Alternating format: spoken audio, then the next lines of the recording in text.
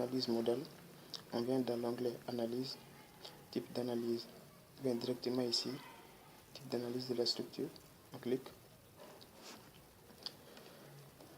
Donc on clique sur nouveau et modèle, on peut nommer comme on veut. Par exemple, je vais nommer analyse modèle. Voilà. Donc OK.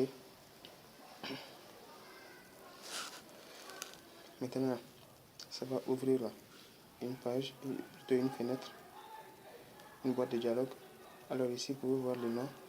Ici, le nombre de modes. Donc, je vais par exemple prendre 30 modes. Normalement, ça ne doit pas atteindre ces 30 modes vu que ça, c'est pas une structure trop complexe. Et ça, c'est la tolérance des calculs et le nombre d'itérations. Alors ici, matrice de masse. On a cohérence, concentré avec rotation, concentré sans rotation.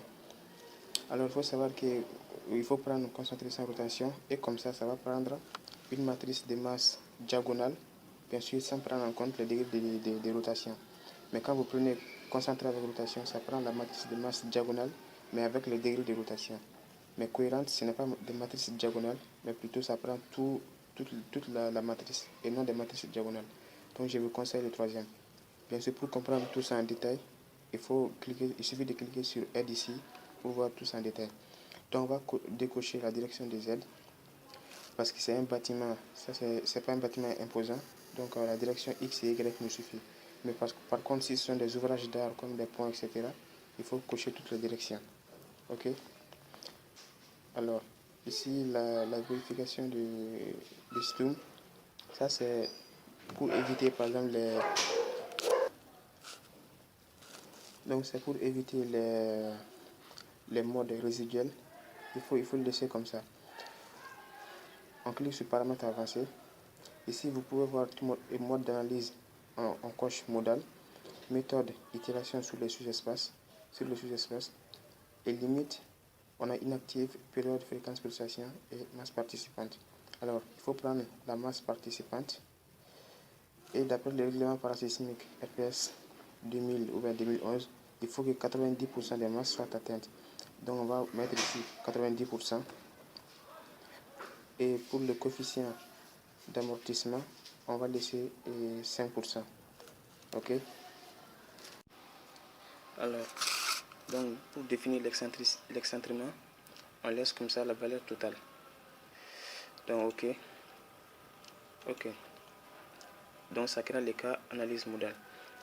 Et maintenant, on peut convertir les masses, conversion des masses, parce qu'il faut prendre comme ici dans la partie du paramétrage, je vous ai parlé de masse concentrée sans rotation. Donc ça prend les diagonales des masses, bien sûr sans degré de liberté.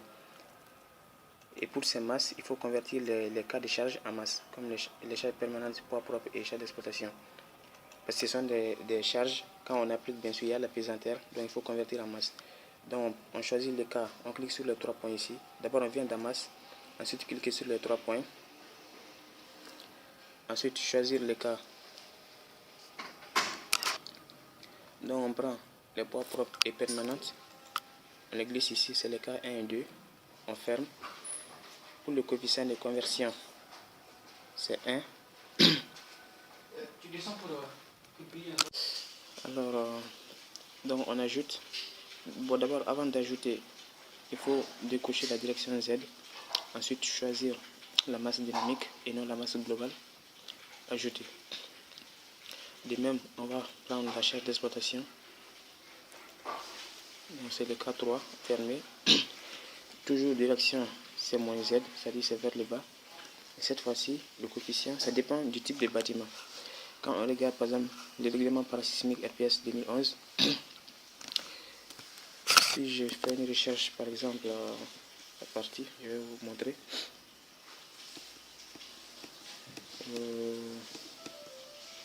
Quoi que ça va.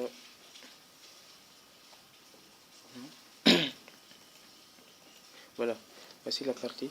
C'est le coefficient de conversion des masses pour les charges d'exploitation.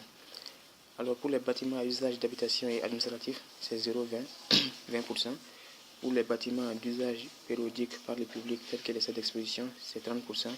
etc. Mais pour les ouvrages comme les silos ou bien les bibliothèques, les grands réservoirs, etc., on prend 100%, c'est-à-dire 1. Donc ici c'est 0,20. Masse dynamique, il faut décocher suivant Z et ajouter. Voilà.